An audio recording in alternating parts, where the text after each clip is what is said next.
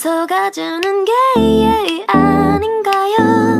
덜컥한 멍청이 모두 내봐요 우리 생각할 겨를조차 주지 마요 สวัสดีค่ะวันนี้นะคะเรามาแต่งหน้าในลุคสวยทะลุแมสกันดีกว่าทุกคนอย่างแรกก็จะใส่คอนแทคเลนส์ก่อนต่อไปมาลงกันแดดของ Merresca Aloe Vera Sun Protection Stick SPF 50+ PA 3+ นะคะตัวนี้เป็นกันแดดแบบสติ๊กเวลาทาแล้วเนื้อบางเบานะคะไม่เหนียวเหนอะหนะทาง่ายแล้วก็ตัวนี้ไม่มีสีไม่มีกลิ่นนะพร้อมปกป้องเราจากรังสี UVA และ UVB ค่ะแล้วก็ยังมีส่วนผสมจากอะโลเวราด้วยนะคะต่อไปจะลง Merresca Perfecting Skin Illumination Light Up SPF 50+ ตัวนี้เป็นเบสที่สามารถเปลี่ยนตามสีผิวของผู้ใช้ตัวนี้มีส่วนผสมของสารกันแดดช่วยปกปิดจุดด่างดำให้จางลงและยังบำรุงผิวของเราให้แข็งแรงด้วยค่ะเมื่อใช้ไปแล้วนะคะผิวหน้าของเราจะดูใสขึ้นไบรท์ขึ้นใน1ระดับนะคะทุกคน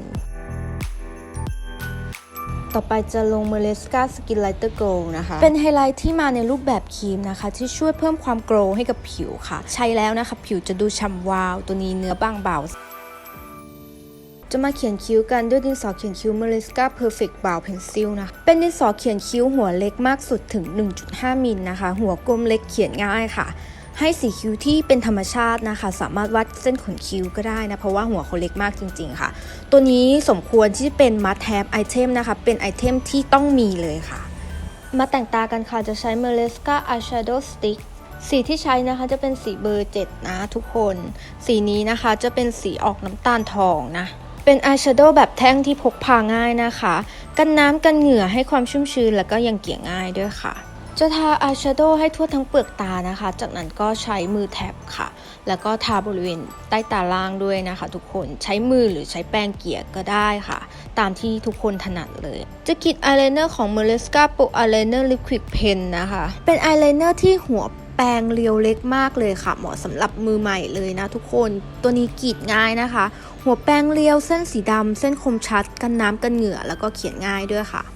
จะกรีดอายไลเนอร์ออกมาให้ยาวนะคะทุกคนแล้วก็อย่าลืมกรีดบริเวณชั้นตาด้วยเพื่อเพิ่มความยาวให้กับรูปตาค่ะจากนั้นก็บริเวณใต้ตาล่างนะคะทุกคนเป็นการวิงหางออกมาเพิ่มความกลมโตให้กับดวงตาค่ะดัดขนตาติดขนตาปลอมค่ะ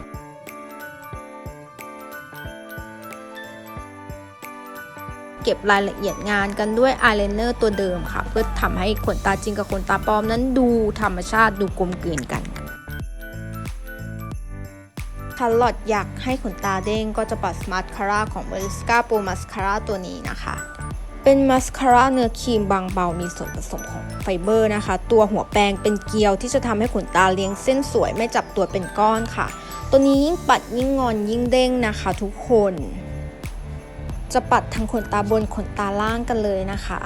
จะเน้นขนตาล่างเป็นพิเศษนะทุกคนเพราะว่าขนตาบนเราติดขนตาเรียบร้อยแล้วนะคะจะทำดอลลี่อายโดยการใช้ดินสอเขียนคิ้วในการสร้างเงาขึ้นมานะคะ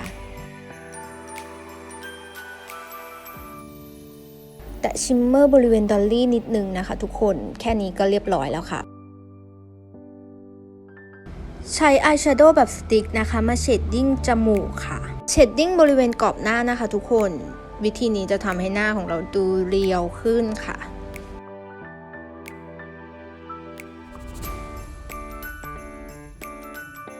แต่ลิปสติกบริเวณแก้มอีกรอบนึงนะคะเพราะว่าเราจะเซตทุกอย่างบนหน้าด้วยแป้งแล้วค่ะเซตทุกอย่างบนหน้าด้วยแป้ง Merresca Excellent Covering Skin Setting Tristan Powder SPF 50 PA 3+ นะคะแป้งตัวนี้นะคะเป็นแป้ง Light to Medium Coverage นะคะปกปิดอย่างเป็นธรรมชาติต่อต้านริ้วรอยลดการอักเสบของผิว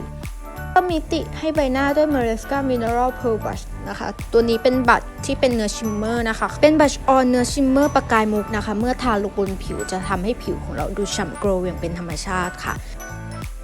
สุดท้ายนะคะทาปากด้วย Merresca Make Smile Lip เบอร์ 09 นะคะใครที่เป็นท่าลิปสีแดงไม่ควรพลาดลิปตัวนี้เลยค่ะลิปสีนี้นะคะสีสวยมากจริงๆทุกคน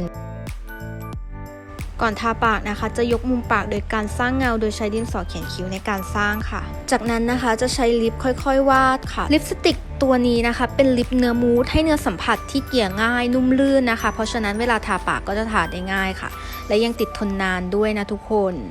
สีก็ชัดมากๆด้วยนะคะ เราจะใช้คัตเติ้ลบัตในการเกลี่ยสีนะคะทุกคนเกลี่ยให้เลยขอบปากเลยค่ะทุกคน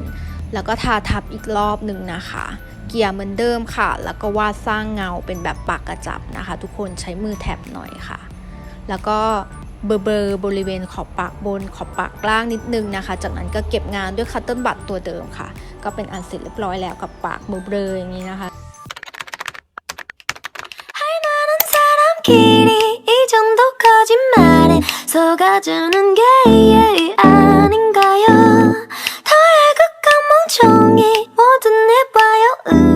생각할 겨를